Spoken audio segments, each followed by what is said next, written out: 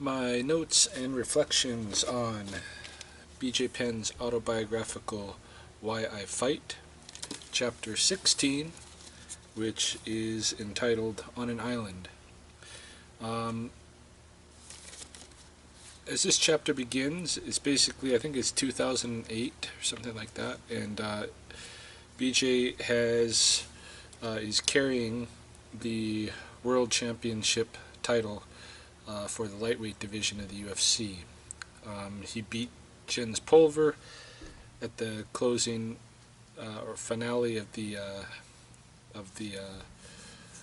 Tough season 5, and then he fought Joe Stevenson for the title of lightweight world champion. He won that fight, and then he defended against Sean Shirk, who had lost the title himself, just having been stripped of it for testing positive for steroids. So BJ has secured the belt and defended the belt, and now what to do? His next interest happens to be in fighting George St-Pierre at welterweight.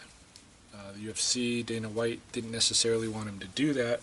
They were interested in him, cleaning out the rest of the lightweight division.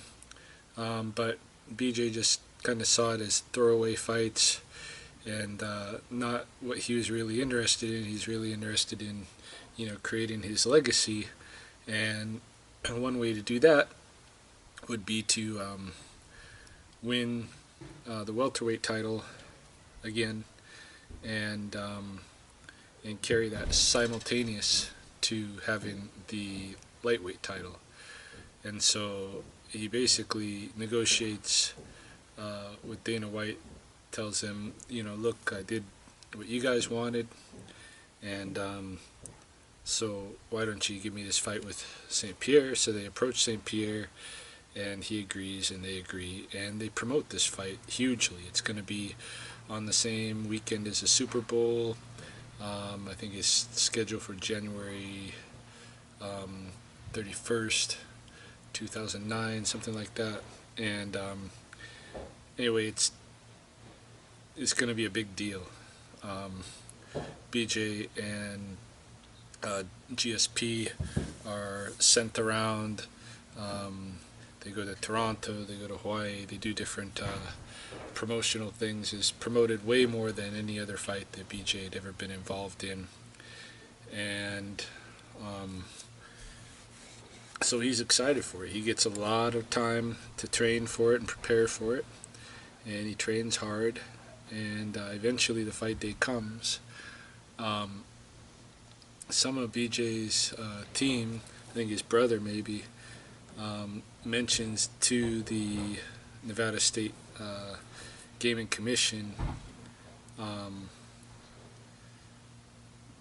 that they should check out GSP and make sure that he's not greasing, meaning that he's not putting anything on his body that's going to make him slick, difficult to hold, doing any kind of illegal cheating like that, because in previous GSP fights there had been the guys who'd fought against him had complained that he had been greasing, and they just couldn't keep a hold of him because he was so greasy. So so there's already kind of that put out there in the air that they need to watch out for that. And then they fight, and first round could have been anybody's. Second round, GSP ends up taking down BJ and grounding and pounding him pretty good. Third round, the same thing. And then even the fourth round, by the fourth round, it's real obvious that BJ's losing steam and is unable to really defend himself very well. The end of the fourth round, his brother says that's enough. They're gonna stop the fight, which was a good call because he didn't need to go through another round of getting beat up. Anyway, in the book in the chapter 16, a big deal is made out of George St-Pierre greasing for this fight, and it seems to be that B.J. suspects heavily that he had greased for this fight, and that is why he was able to slip through his guard and stuff so often. And may or may not be the case. My from the outside, from what I've see in the media and that kind of thing, and from interviews I've heard with St-Pierre, he seems like a pretty straightforward, honest guy. And so, I have my doubts as to whether the accusation that he was greasing is true or not. But it very well may be, because the media just shows what they want to show you, obviously. And so, BJ, who's on the inside, who's actually fighting him, says he thinks that GSP was greased up for it. And so what can you do but give it the benefit of the doubt that it's possible. And but it kind of, to me, reading this chapter I thought it was unfortunate, because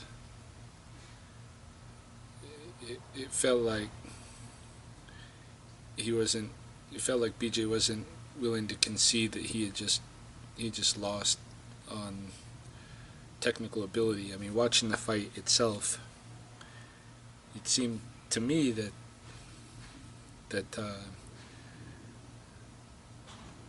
GSP, the technician, beat B.J. Penn in this fight.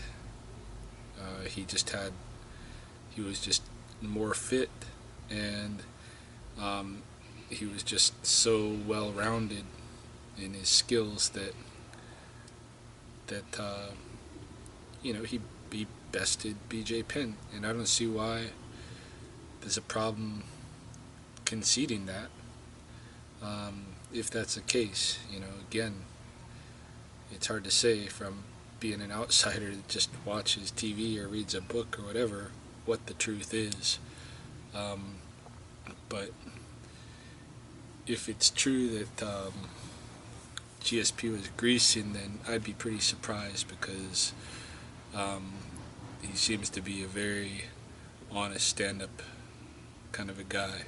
So that's my impressions of chapter 16, and I think we got one chapter to go and the book is done.